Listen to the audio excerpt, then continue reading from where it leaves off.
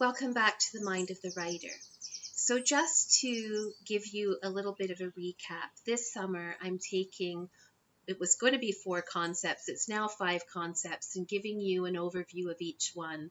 And then once I've done that, I'm going to hopefully pull them all together into a comprehensive theory as to what might be going on in the mind of the writer when they're creating big love stories and passionate relationships on the page. So we've looked at Hierite, we've looked at limerence, we have looked at muses. Next week, I'm going to be looking at mystique. This is the 5th one that I've now added into the mix. And then today, I want to talk about the art of desire. Now, this week's video is going to be fairly short, I think, because the main purpose of today's video is to alert you to this. Well, she's really a little bit of a hero of mine, but this Belgian psychologist called Esther Perel. And I am going to link, I'm going to call it a very pertinent TED Talk below.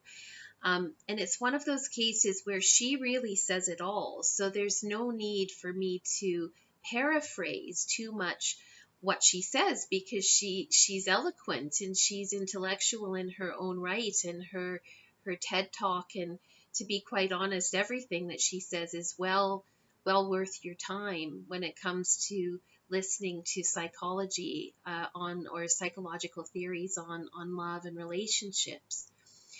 But what I will say is, when I stumbled on her, I wasn't thinking of my own creative writing, but as I listened to her theories on, well, I call them off-page relationships, but real-life relationships, I couldn't help but thinking of the relationship between me and the various characters I have in love relationships in my novel.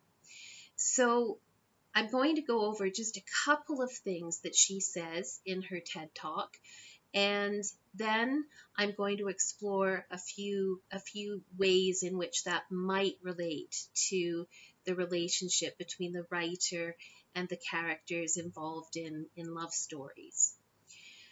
So she says that we have 2 human needs, and these 2 human needs are really often in conflict with one another. Like, it's hard for them to coexist. So we have this need for security, for safety, to be grounded, to have a sense of belonging, stability. But then with that, we also have the need for adventure and risk and new experiences and novelty. And when you've been in the relationship with someone for a long time, it's really hard to balance the 2. And so in this TED Talk, she starts to go into this and unpack that all. And she says that for desire to be present, that there needs to be some distance. And this, again, it ties in so clearly with some of the other things I've been talking about, whether it's Hierite or limerence or muses, this idea that you can love someone and you can be intimate with them, but may not desire them. And she talks about, well, can you really want what you already have? And I just love the way that she expresses this. Now, in her talks, she's referring to real life or off-page relationships.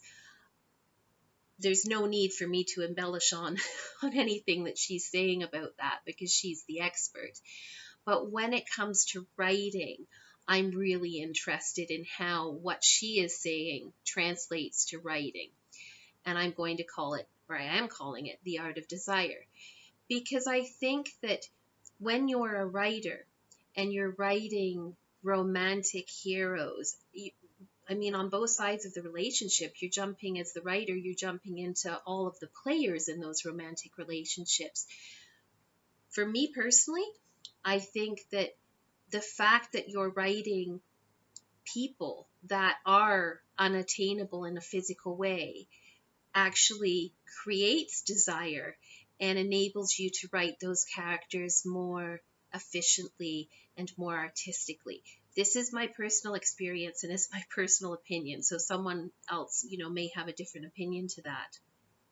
So because there is this distance between the writer and the character that the writer is creating, and I think that just in that relationship, through the character and through that separation, as the writer, you are able to feel the adventure.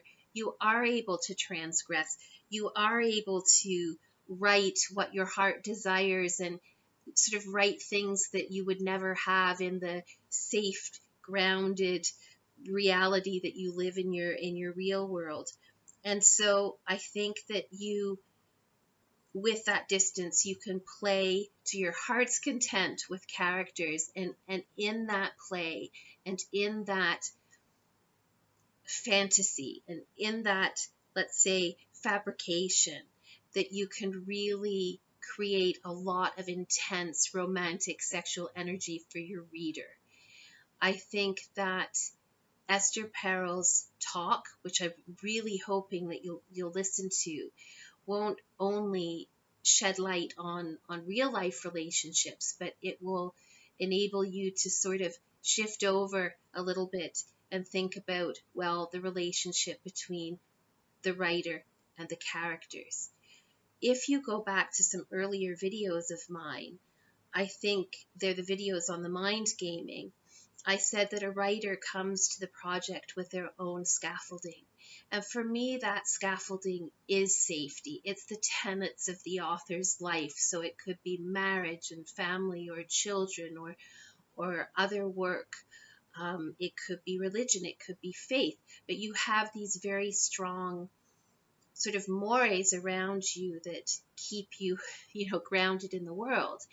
And then when you're writing, you have sometimes this tension because the things that you're writing pull you away mentally from that scaffolding. But in pulling you away mentally from that scaffolding and giving you that mental adventure, it creates this very exciting energy which translates really well into love stories and love themes, or love stories and love themes and scenes. So I invite you to watch this linked video. It's linked in the descriptions. And when it comes to developing my, this comprehensive theory, which is still very elusive, a little bit like the Emperor's New Clothes at this point, I'm definitely going to be taking into consideration this idea of, this need for safety, but also the need for adventure that Esther Perel talks about. And this idea that there needs to be distance in order for there to be desire. So I don't have too much more to say on this week's video.